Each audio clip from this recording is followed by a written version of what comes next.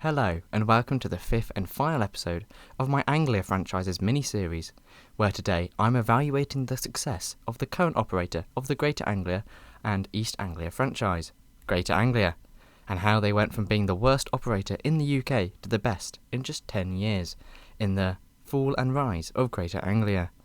Now, a fantastic franchise?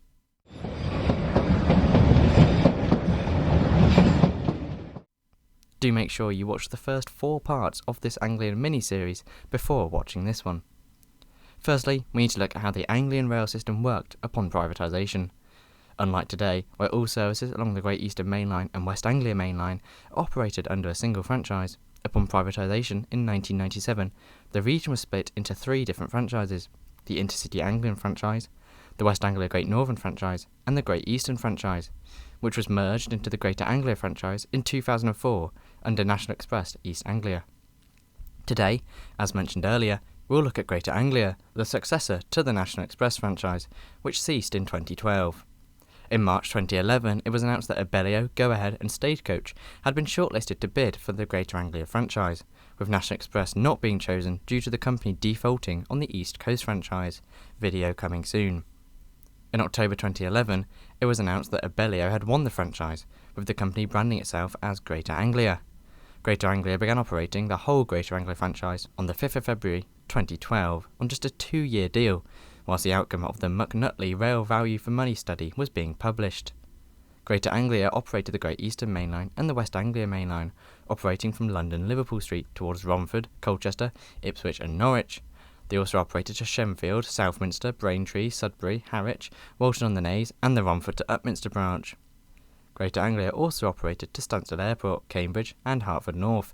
As well as this, they also operated regional local services from East Anglia to Sheringham, Ely, Peterborough, Felixstowe, Bury St Edmunds, Great Yarmouth and Lowestoft. As for rolling stock, Greater Anglia inherited the fleet of National Express East Anglia.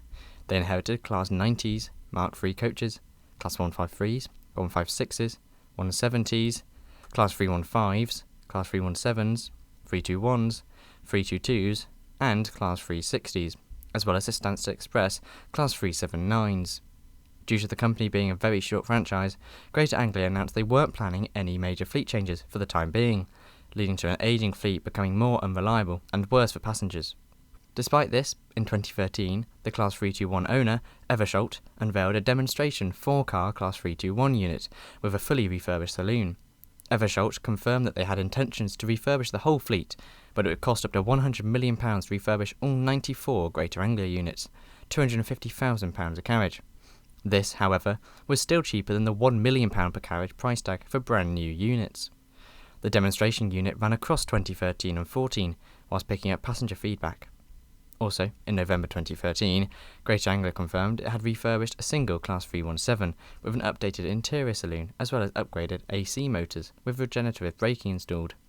This came due to Greater Anglia receiving a 2-year extension until October 2016, with the Department for Transport announcing the extension in March 2013. This extension coincided with Greater Anglia rebranding to Abellio Greater Anglia, promoting the parent company. Elsewhere in 2013, Greater Anglia passengers signed a petition to attempt to stop Greater Anglia's older trains from dumping raw sewage straight onto the tracks, with the RMT and Network Rail endorsing the petition, with the sewage mist making Network Rail staff ill. Eventually, Greater Anglia conceded, with them confirming that all Mark IIIs and Class 156s would receive retention tanks by 2016. In 2014, despite winning Operator of the Year and the Passengers Matter Community Rail Award in 2013, Greater Anglia were ranked the worst train operating company in a Which survey by passengers. The survey, which took into account 20 operators, had Greater Anglia bottom for customer satisfaction, with a rating of just 40%. To combat this, Greater Anglia confirmed that they would be investing £10 million for several upgrades across the network, with all Class 317-6s having a refresh and new seat covers for 21 Class 360s. New ticket gates would be installed at stations, and they would hire extra Mark IIIs to allow for the original sets to undergo refurbishment. Greater Anglia also promised they would hire extra cleaning and catering staff, as well as the refresh of 4 waiting rooms across the network. Greater Anglia suggested the investment came due to their continued focus on passenger improvements, and confirmed passengers were up 92% from 4 years prior, although this had consequences on overcrowding. In 2015, it was confirmed that the London Overground would take over services from Liverpool Street to Enfield, Cheshunt, Chingford, as well as the Romford to Upminster branch, taking all of Greater Anglia's Class 315s and some Class 317s. This came with Greater Anglia announcing provisional plans to upgrade its services to Norwich, with the services not changing much since privatisation and still using old British Rail stock. Greater Anglia implied it would like to see new stock run the route eventually, and confirmed intentions to reduce times from London to Norwich to 19 minutes. Despite Abellio acknowledging the request from the councils and passengers as early as 2012, nothing had yet been done to achieve this, with some suggesting the Norwich in 90 scheme was more of a political thing than anything else. Abellio did confirm that £12 million would be invested in upgrading the Mark III coaches, as mentioned earlier, with all 119 carriages refurbished at Norwich Crown Point, and gaining new LED lights, new carpets, tables, seat covers, and retention tank retrofitted toilets. As well as this, Greater Anglia confirmed it would be refreshing all 94 of its Class 321s, with some getting a full refurbishment through Evelshult, and others getting minor refreshes paid for by Abellio. Overall, though, it would mean that all of the Class 321s would have some sort of touch-up since Abellio began operations. In June 2015, it was announced that bidders had been shortlisted for the next franchise, renamed the East Anglia franchise, with Abellio and Stagecoach joining forces to tackle First and National Express. In July, Greater Anglia was confirmed to once again have some of the worst satisfaction levels from the National Rail Passenger Survey, with ageing infrastructure to blame for the poor satisfaction, leading to poor reliability. As well as this, in the back end of 2015, Greater Anglia were forced to abandon Felixstowe and Sudbury services for almost 2 weeks due to excessive wheel flats caused by leaves on the line. 11 out of 26 of Greater Anglia's diesel multiple units were out of service with repairs.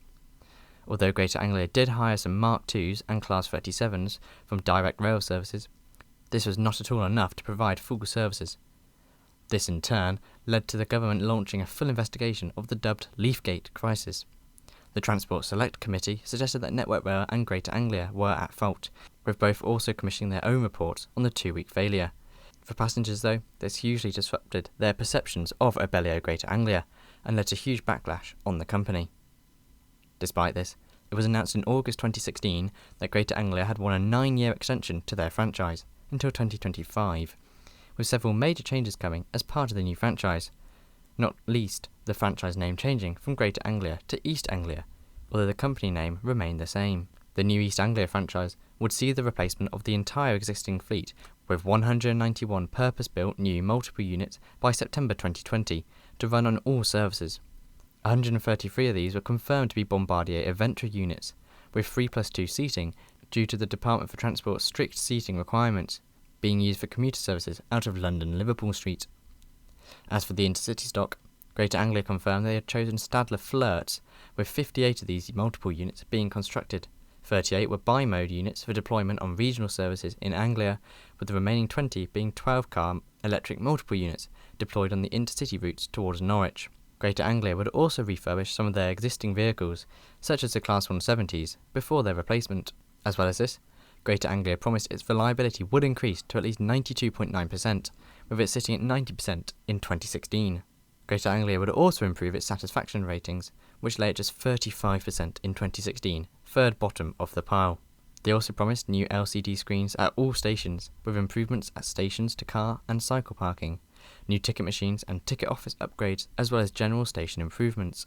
Greater Anglia also implied it wanted to see services from Ipswich to Peterborough via Ely be upgraded to hourly, with services from Lowestoft to London resuming for the first time since 1. In January 2017, Abellio confirmed that it had sold 40% of its stake to Japanese company Mitsu. The purchase, which followed Abellio Greater Anglia dropping the Abellio branding in October 2015, meant that Greater Anglia incorporated several Japanese practices into running the railway.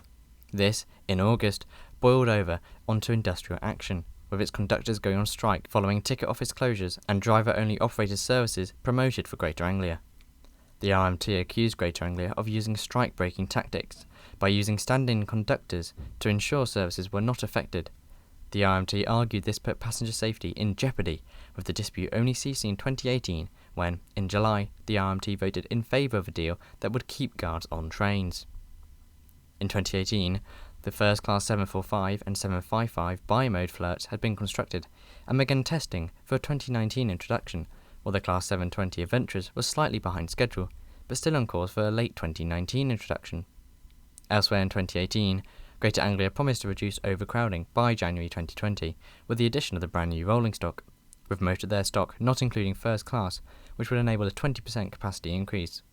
Elsewhere, Greater Anglia won a Golden Spanner Award for their Class 379 units, which averaged 76,000 miles per technical issue. Greater Anglia also won an award for their Class 90 Mark III hauled services, also being quite reliable. As well as this, Greater Anglia announced it was undertaking an engineering overhaul for all its Class 317 fleet due to their reliability becoming an issue during 2017, leading to many penalties issued to the company. The £5 million investment, despite the units planned to be withdrawn, was met well by passengers and improved reliability. In 2019, the first Class 745 intercity units arrived at Crown Point Depot in Norwich. The units, which were 12 cars long, would replace the Mark IIIs and would have USB plug sockets at every seat, air conditioning, cafe bars, Wi-Fi, and would allow for faster journey times, as well as, importantly, level boarding. This coincided with the announcement from Greater Anglia that the Norwich in 90 campaign would finally be going ahead by May 2019. The 2 return services a day would call at less stations and allow for services to be faster. This coincided with the announcement of extra summer services between London Liverpool Street, Norwich, Ipswich and Colchester, as well as more services to Lowestoft, Felixstowe and Great Yarmouth from Norwich and Ipswich. Elsewhere in 2019, in February, Greater Anglia's Class 156 fleet won an award for their reliability improvements and new wheel slide protection braking system, which was funded by Porterbrook. Also, on the subject of stock improvements, Greater Anglia confirmed that free Wi-Fi would be installed on all its older legacy fleet. This came as Greater Anglia continued to upgrade older rolling stock. By August 2019, the first Class 755s had been put into service on the Norwich to Cambridge services, marking the beginning of the end of Greater Anglia's legacy fleet, with the 755s replacing diesel stock by the middle of 2020. Despite this, the Class 755s and 720s weren't seen in service until 2020. Although new trains are generally not the most reliable, the 755's introduction in 2019 was met with only a few teething issues, with the only incident being a 755 ploughing into a car near Sheringham due to a barrier failure. Despite this tragedy, the units were met with positive views, with the flirts being a huge upgrade to older stock such as the 153s and 156s. Also, a new station, Soham, began construction on the Ipswich to Peterborough line, with the station eventually opening in 2021. On the 20th of May 2019, the first Norwich in 90 service began, hauled by 90001. A few Norwich to London services would now take just 90 minutes to complete, with Ipswich to London taking just shy of an hour.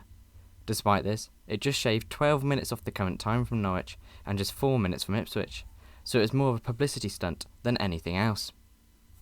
As 2020 and COVID came, the Norwich and 90 services were cut and the majority of services were reduced and ended early. However, in January 2020, the Bitton line to Sheringham was plagued by signal failures and led to a huge reliability reduction. However, this was improved to reach 97% by the following month. Also, Greater Anglia's Managing Director, James Burles, pledged that he would do everything he could in his power to improve reliability and punctuality, with Jamie highlighting how his operator had improved hugely since 2019, following a major improvement in infrastructure by Network Rail.